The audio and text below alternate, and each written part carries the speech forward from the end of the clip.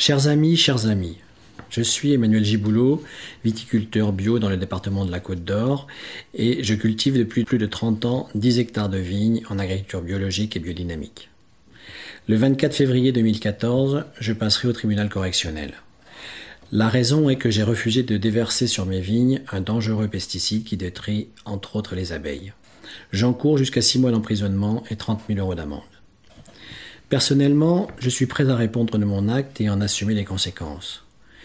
Mais ce qui va se jouer lors de ce procès dépasse de très loin mon cas personnel. À travers moi, c'est toute l'agriculture respectueuse de l'environnement qui est visée. Si je suis condamné, les agriculteurs bio et non bio comprendront qu'ils devront obéir aveuglément aux injonctions des autorités, y compris si cela implique d'empoisonner leurs propres terres et décimer plus encore les abeilles et autres insectes pollinisateurs. Ce serait une catastrophe pour notre pays.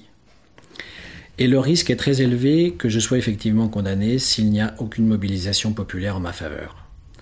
C'est pourquoi l'Institut pour la protection de la santé naturelle, une association indépendante, est en train de se mobiliser pour récolter un maximum de signatures de soutien. Nous avons besoin d'au moins 100 000 signatures en moins de 10 jours. Je passe au tribunal le 24 février. Mais c'est possible de les réunir si vous m'aidez. Mais d'abord, permettez-moi de vous expliquer exactement l'affaire. En juin dernier, le préfet de Côte d'Or a pris un arrêté radical. Pour contrer un risque hypothétique d'épidémie de flavescence dorée, une maladie de la vigne, il a décidé que tous les vignerons du département devraient traiter leurs vignes contre la cicadelle, l'insecte qui répand la maladie. Le problème est que même l'insecticide le moins polluant contre la cicadelle tue les abeilles et la faune auxiliaire. Il détruit toutes sortes d'insectes nécessaires à la régulation de la vigne pour éviter les parasites. De mon côté, cela fait plus de 30 ans que je travaille à préserver les équilibres biologiques de ma vigne avec d'excellents résultats et sans produits chimiques. J'ai donc décidé de lutter contre la cicadelle en choisissant parmi les nombreux traitements naturels bien connus des agriculteurs bio. J'ai été contrôlé le 30 juillet dernier. L'inspecteur de la Direction régionale de l'agriculture a voulu que je lui présente les factures de l'insecticide obligatoire. Je lui ai déclaré que je n'avais pas traité la vigne. Il a donc décidé de me signaler au procureur. C'est comme ça que la machine judiciaire s'est mise en route. J'ai été convoqué sans motif par le commissaire de Beaune le 5 octobre 2013, à la veille des vendanges. Le jour même, après ma déposition, j'étais convoqué chez le procureur pour une composition pénale. Le 24 décembre 2013, le rendez-vous avec le procureur est annulé au dernier moment.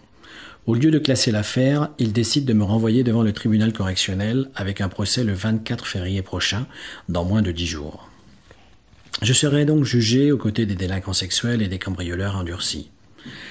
Lorsque l'affaire m'est tombée dessus, j'étais absolument effondré et très isolé. J'ai repris espoir lorsque j'ai vu naître un début de mobilisation citoyenne.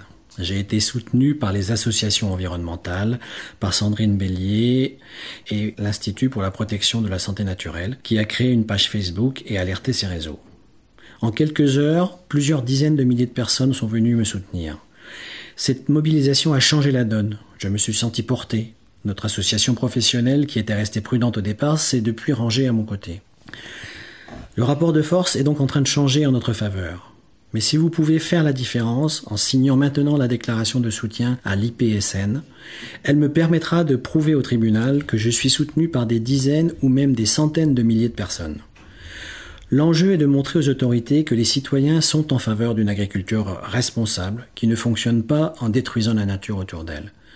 Car détruire les insectes, et en particulier les abeilles et les pollinisateurs, c'est détruire des équilibres écologiques fragiles, c'est donc détruire la nature, c'est détruire la vie, y compris celle de l'homme.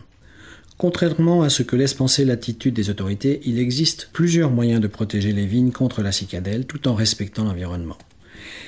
Les vignes peuvent être protégées avec des fougères et de l'argile calcinée. Des pièges à cicadelle existent et ils sont efficaces. La cicadelle est attirée par la couleur orange. On peut également poser entre les pieds de vigne de la paille d'avoine, dont la forte intensité lumineuse empêche l'insecte de se poser.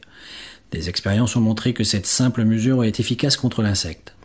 Mais surtout, c'est en préservant la biodiversité qu'on lutte le mieux contre l'apparition de la maladie. Pourquoi ne le dit-on pas aux agriculteurs et au public ? Pourquoi s'en remettre uniquement à des insecticides qui continuent à détruire l'équilibre de la faune ?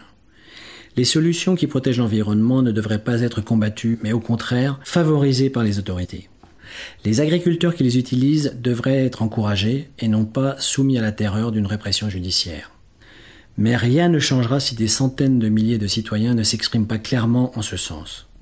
Oui, si vous signez la déclaration de soutien ci-dessous, et si vous passez ce message à tout votre carnet d'adresses, nous pouvons provoquer un mouvement historique dans le pays pour la liberté des agriculteurs et la défense des méthodes respectueuses de l'environnement. Nous pouvons aussi changer l'issue de ce procès et éviter qu'un dangereux précédent n'instaure un climat de terreur parmi les agriculteurs bio et non bio.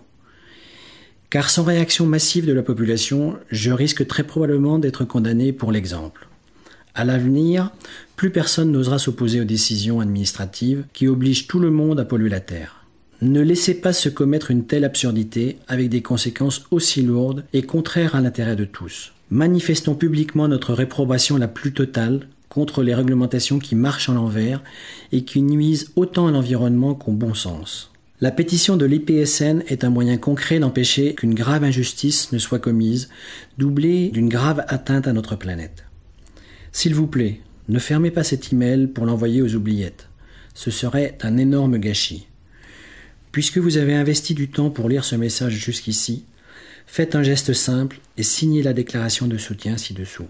Puis transmettez ce message à toutes vos connaissances. Un immense merci, avec toute ma reconnaissance.